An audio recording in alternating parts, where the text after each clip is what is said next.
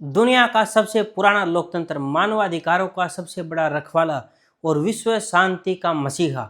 जब भी हम संयुक्त राज्य अमेरिका के बारे में सोचते हैं तो हमारे दिमाग में यही सब तस्वीरें आती हैं।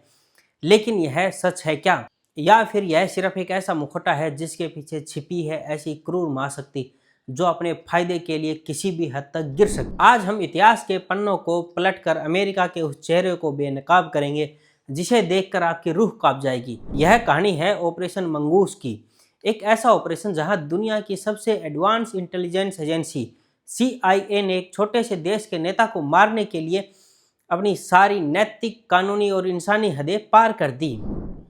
क्या आप विश्वास करेंगे कि एक महाशक्ति ने सिर्फ एक इंसान, क्यूबा के राष्ट्रपति फिदेल कास्त्रो को मारने के लिए 638 बार जानलेवा हमले किए? जी हाँ, सही सुना, 638 बार। अमेरिका में 11 राष्ट्रपति बदल गए, CIA ने अरबों डॉलर पानी की तरह बहा दिए, लेकिन वो इस एक इंसान का बाल भी बाका नहीं कर पाए। आज के इस वीडियो में हम जानेंगे कि कैसे अमेरिका के अहंकार को एक छोटे से द्वीप ने धूल चटा दी, कैसे खुद को दुनिया का पुलिसमैन कहने वाला देश आतंकवाद के सबसे निचले स्तर पर उतर आया। इस खूनी खेल को समझने के लिए हमें थोड़ा पीछे साल 1959 के पहले के क्यूबा में चलना होगा। क्यूबा, जो अमेरिका के दक्षिणी छोर से महज 150 किलोमीटर दूर स्थित है, एक छोटा सा खूबसूरत देश है। उस समय वहां फुल्गेशियो बतिस्ता नाम के क्रूर तानाशाह का राज था, लेकिन बतिस्ता कोई स्वतंत्र नेता नहीं था। वह असल में अमेरिकी सरकार और वहां के कॉरपोरेट घरानों का एक वफादार पपेट यानी कठपुतली था। अमेरिका के बड़े बड़े बिजनेसमैन और कुख्यात अमेरिकन माफिया क्यूबा की जमीन पर कसिनो, ड्रग्स और वेश्यावृत्ति के धंधे चला रहे थे। बतिस्ता की नाक के नीचे क्यूबा के संसाधनों को लूटा जा रहा था। वहां की आम जनता गरीबी और भूखमरी से मर रही थी। लेकिन फिर आता है साल 1959। क्यूबा की जनता का सब्र का बांध टूट जाता है और वहां एक युवा करिश्माई नेता के नेतृत्व में ऐतिहासिक क्रांति होती है। उस नेता का नाम है फिदेल कास्त्रो। कास्त्रो ने बतिस्ता को उखाड़ फेंका और क्यूबा को अमेरिका के चंगुल से आज़ाद करा दिया। बस यही बात वाशिंगटन में बैठे आकाओं को बर्दाश्त नहीं हुई। अमेरिका का अहंकार इस बात से आहत हो गया कि उनके घर के ठीक बगल में एक छोटा सा देश उनकी गुलामी करने से कैसे इनकार कर सकता है। और जब कास्त्रो ने सोवियत यूनियन यानी USSR से हाथ मिलाया तो अमेरिका की रातों की नींद उड़ गई। कोल्ड वार के उस दौर में अमेरिका ने तय कर लिया कि चाहे जो हो जाए, फिदेल कास्त्रो को रास्ते से हटाना ही होगा। अब मैं आपको अमेरिका के उस घिनौने सच के बारे में बताने जा रहा हूं जिसे सुनकर आपकी लोकतांत्रिक व्यवस्था से भरोसा उठ जाएगा। CIA सीधे तौर पर क्यूबा पर हमला नहीं कर सकती थी, क्योंकि इसके लिए उसे अंतर्राष्ट्रीय स्तर पर एक बड़े बहाने की जरूरत थी। और इस बहाने को बनाने के लिए अमेरिकी मिलिट्री और CIA के टॉप जनरल्स ने एक ऐसा प्लान तैयार किया जिसका नाम था ऑपरेशन नॉर्थवुड। इस प्लान के तहत अमेरिकी खुफिया एजेंसी खुद ही अपने देश के शहरों मियामी और वाशिंगटन में नकली आतंकवादी हमले कराने वाली थी। तो अमेरिकी नागरिकों की हत्या करने, जहाजों को डुबाने, यहां तक कि एक पैसेंजर विमान को हाईजैक करके उसे क्रैश करवाने की योजना बना रहे थे। और इस पूरे कत्लेआम का इल्जाम किस पर लगाया जाने वाला था? फिदेल कास्त्रो और क्यूबा पर। एक पल के लिए ठहरिए और सोचिए, जो देश आज दुनिया भर में मानवाधिकारों का ढिंढोरा पीटता है, जो दूसरों पर प्रतिबंध लगाता है, वह अपने ही निर्दोष नागरिकों के खून बहाने के लिए तैयार था ताकि उसे एक युद्ध करने का बहाना मिल सके। झूठा बहाना। हालांकि उस वक्त अमेरिका के राष्ट्रपति जॉन एफ कैनेडी ने इस भयानक और अमानवीय प्लान को खारिज कर दिया, लेकिन इस प्लान ने यह साबित कर दिया कि अमेरिकी डीप स्टेट किस हद तक क्रूर और हिंसक हो सकता है।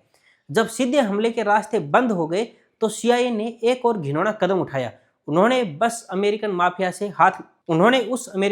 से हाथ मिलाया जो कल तक कानून की नज़र में मुजरिम थे। चूंकि कास्त्रो ने क्यूबा में आते ही सभी अमेरिकी कसिनो और अवैध धंधों को बैन कर दिया था, इसलिए माफिया भी कास्त्रो के खून के प्यासे थे।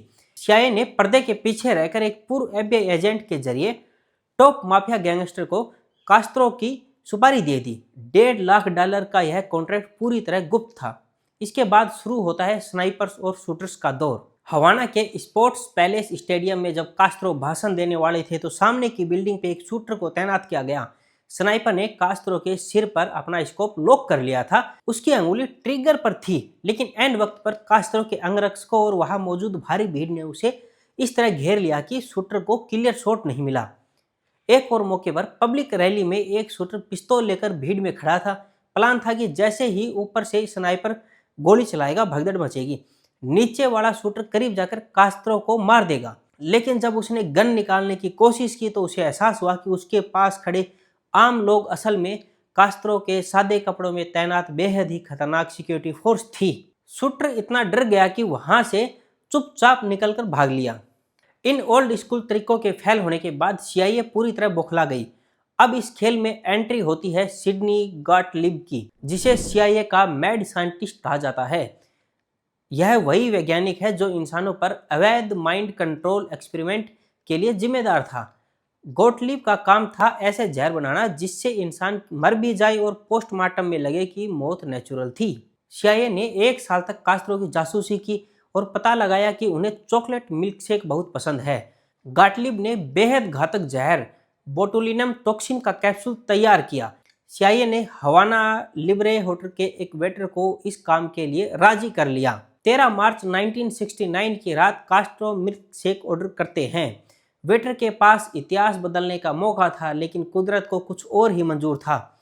वेटर ने उस जहरीले कैप्सूल को फ्रीजर में छुपाया था। वह वहां की फ्रोजन काइल से चिपक गया। जब उसने घबराहट में उसे खींचने की कोशिश की तो कैप्सूल वहीं फट गया। सारा जहर बर्फ में मिल गया। डर के मारे वेटर ने कास्ट्रो को नॉर्मल मिल्क शेक दे दिया। इसके बाद CIA की सनक और बढ़ गई। कास्ट्रो को समुद्र में स्कूबा डाइविंग का शौक था। CIA ने उनके लिए एक डाइविंग सूट खरीदा और गोटलिब की लैब में भेज दिया। उस सूट के अंदर एक ऐसा घातक फंगस लगाया था जो त्वचा को गला दे। ऑक्सीजन टैंक में ट्यूबरकुलोसिस यानी TB के बैक्टीरिया भर दिए गए। यह सूट कास्ट्रो के दोस्त और अमेरिकी वकील जेम्स डोनोविन के जरिए भेजा जाना था, लेकिन डोनोविन को इस साजिश का पता नहीं था। उन्हें लगा कि सूट थोड़ा सस्ता है, इसलिए उन्होंने अपनी जेब से पैसे खर्च करके एक नया और महंगा सूट खरीदा, कास्ट्रो को गिफ्ट किया।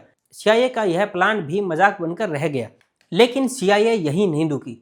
उन्होंने अब तक का सबसे घिनौना दांव खेला, प्यार का इस्तेमाल। उन्होंने कास्ट्रो की 19 वर्षीय गर्लफ्रेंड मैरिटा लोरेंस को ब्रेनवॉश किया। CIA ने उसे पट्टी पढ़ाई कि कास्ट्रो राक्षस है, उसे मारकर वह दुनिया का भला करेगी। मारिटा ने अपने साथ कोल्ड क्रीम के डब्बे में 2 जहरीली गोलियां छुपाकर कास्ट्रो के बेडरूम तक पहुंच गई। लेकिन वहां जाकर जब उसने डब्बा खोला तो गर्मी की वजह से गोलियां पिघल चुकी थी। तभी कमरे का दरवाजा खुलता है और फिदेल कास्त्रो अंदर आते हैं। कास्त्रो को पहले ही खुफिया तंत्र से पता चल चुका था कि मरिटा उसे मारने आई है, लेकिन कास्त्रो ने जो किया वह किसी हॉलीवुड फिल्म के क्लाइमैक्स जैसा था। उन्होंने अपनी जेब से एक असली लोडेड पिस्तौल निकाली और मरिटा के हाथ में थमा दी। उन्होंने मरिटा की आंखों में आंखें डालकर कहा कि तुम मुझे नहीं मार सकती, मुझे कोई नहीं मार सकता। मरिटा कास्ट्रो के इस आत्मविश्वास और प्यार के आगे टूट गई। वह रोने लगी और अगले ही दिन हमेशा के लिए क्यूबा छोड़कर चली गई। अमेरिका की सुपर एजेंसी CIA अब पूरी दुनिया के लिए एक मजाक का पात्र बनती जा रही थी। उसके सारे हाई टेक और गुप्त तरीके फेल हो रहे थे। अब उन्होंने कास्त्रो की सबसे बड़ी कमजोरी को निशाना बनाया, उनका सिगार पीने का शौक। कास्त्रो दिन में 15 से 20 सिगार पीते थे। गॉटलिब ने उनके पसंदीदा ब्रांड के सिगार के अंदर एक हाई ग्रेनेड डेटोनेटर और इतना बारूद भर दिया कि किसी का भी सिर उड़ाने के लिए काफ़ी था।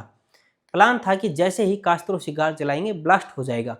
CIA ने अपने सबसे भरोसेमंद एजेंट को यह सिगार बॉक्स देकर हवाना भेजा, लेकिन यहाँ एक ऐसा ट्विस्ट आया जिसने CIA की कमर तोड़ दी। वह एजेंट असल में डबल एजेंट था, जो ऊपर से CIA के लिए लेकिन अंदर से फिदेल कास्त्रो के लिए काम करता था। उसने बॉक्स कास्त्रो की टेबल पर रखने की बजाय सीधे क्यूबन इंटेलिजेंस को सौंप दिया। इसके बाद CIA ने हैंडशेक बम बनाया, एक ऐसी सोने की अंगूठी जिसके अंदर हाई एक्सप्लोजिव फिट था। जैसे ही कोई एजेंट कास्त्रो से हाथ मिलाता और दबाव पड़ता, बम फट जाता। लेकिन CIA को ऐसा सुसाइड बॉम्बर नहीं मिला जो कास्त्रो के साथ खुद को भी उड़ाने के लिए तैयार हो, क्योंकि इस धमाके में एजेंट का मरना भी लगभग तय था। आखिरकार CIA ने एक पूरा काफिला उड़ाने का फैसला किया। कास्त्रो जिस रास्ते से रोज गुजरते थे वहां कुछ कंस्ट्रक्शन वर्कर, जो असल में अमेरिकी एजेंट थे, को भेजा गया। वहां सड़क के नीचे 150 फीट लंबी सुरंग खोदी गई और 500 पाउंड C4 एक्सप्लोजिव प्लांट कर दिया। जब कास्त्रो का काफिला ठीक उस सुरंग के ऊपर पहुंचा तो दूर बैठे एजेंट ने रिमोट दबाया। उसने एक बार नहीं बार बार दबाया, लेकिन कुछ नहीं हुआ। कास्त्रो की गाड़ियां धूल उड़ाती हुई आगे निकल गई। बाद में पता चला कि सुरंग में बारिश का पानी भर जाने के कारण वायरिंग में जंग लग गया था और स्पार्क ही जनरेट नहीं हुआ। जब CIA को समझ आया कि फिदेल कास्त्रो की जान लेना उसके बस की बात नहीं है, तो वो एक बेहद ओछी और अजीबोगरीब रणनीति पर उतर आए, कैरेक्टर असैसिनेशन यानी चरित्र हनन। उन्होंने सोचा कि अगर हम कास्त्रो को मार नहीं सकते तो कम से कम क्यूबा की जनता की नज़रों में उसकी छवि को खराब कर सकते हैं। कास्त्रो की सबसे बड़ी पहचान थी उनकी घनी दाढ़ी, जो उनके अल्फा मेल और क्रांतिकारी लुक को दर्शाती थी। CIA ने प्लान बनाया कि जब कास्त्रो किसी विदेशी दौरे पर जाएंगे और उस रात अपने जूते होटल के बाहर कमरे में पॉलिश के लिए रखेंगे, तो उनके जूतों में थैलियम सल्फेट का पाउडर डाल दिया जाएगा। यह पाउडर त्वचा के संपर्क में आते ही शरीर के सारे बाल गिरा देता है। CIA का मानना था कि जब कास्त्रो बिना दाढ़ी के जनता के सामने आएंगे तो लोग उन पर हंसेंगे और उनका सम्मान करना बंद कर देंगे। लेकिन कास्त्रो ने एंड वक्त पर अपना विदेशी दौरा ही कैंसिल कर दिया। एक और प्लान था कि जब कास्त्रो रेडियो स्टेशन पर लाइव भाषण दे रहे हों तो वहां वेंटिलेशन सिस्टम से LSD गैस छोड़ दी जाएगी। इस ड्रग का असर से कास्त्रो लाइव वीडियो में बहकी बहकी बातें करने लगेंगे, हंसने और रोने लगेंगे, जिससे जनता को लगेगा कि उनका लीडर पागल हो गया है। लेकिन CIA के कुछ समझदार अधिकारियों ने इस प्लान को रोक दिया, क्योंकि उन्हें डर था कि अगर स्टेडियम में मौजूद बाकी लोग भी इस गैस की चपेट में आ गए तो यह एक बड़ा अटैक बन जाएगा और अमेरिका का नाम पूरी दुनिया में उछल जाएगा। तो दोस्तों, क्या यह सिर्फ एक फिदेल कास्त्रो की किस्मत की वजह से हुआ या वो सिर्फ भाग्यशाली थे? क्या वो सिर्फ भाग्यशाली थे कि 638 बार मौत के मुंह से बच निकले? नहीं, इसके पीछे एक बहुत बड़ा कारण था। अमेरिका अपने घमंड में इतना अंधा था कि उसने क्यूबा के लोगों की राष्ट्रवाद की भावनाओं को कम करके आका। कास्त्रो ने सोवियत संघ की खुफिया एजेंसी KGB की मदद से एक ऐसा अचूक और अभेद्य इंटेलिजेंस नेटवर्क तैयार किया था जो हमेशा CIA से 2 कदम आगे रहता था। CIA के भीतर कास्त्रो के जासूस बैठे थे जो अमेरिका के हर प्लान की जानकारी पहले ही हवाना पहुंचा देते थे। फिदेल कास्त्रो किसी बीमारी से नहीं, किसी बम धमाके से नहीं, बल्कि 2016 में 90 वर्ष की उम्र में एक स्वाभाविक मौत मरे। यह पूरी कहानी हमें सिखाती है कि जब कोई बड़ी महाशक्ति अपनी ताकत के नशे में चूर होकर अंतर्राष्ट्रीय नियमों और मानवीय मूल्यों को ताक पर रख देती है तो उसका असर कितना शर्मनाक हो सकता है। अमेरिका ने लोकतंत्र को बचाने के नाम पर जो खेल क्यूबा में खेला, वही खेल उसने वियतनाम, इराक, अफगानिस्तान, लीबिया में भी खेला। लेकिन क्यूबा के इस इतिहास ने साबित कर दिया कि अगर एक छोटा सा देश अपनी संप्रभुता के लिए डटकर खड़ा हो जाए तो दुनिया की सबसे बड़ी सैन्य शक्ति भी उसका कुछ नहीं बिगाड़ सकती। क्या आपको लगता है कि अमेरिका आज भी दुनिया भर में इस तरह की अघोषित और गंदी जंग लड़ रहा है? अपने विचार कमेंट सेक्शन में साझा जरूर करें। अगर आपको भी यह वीडियो इन्फॉर्मेटिव और आंखें खोलने वाला लगा हो तो वीडियो को लाइक करें, चैनल को सब्सक्राइब करें और अपने दोस्तों के साथ भी शेयर करें। मिलते हैं अगले वीडियो में, तब तक जय हिंद, जय भारत।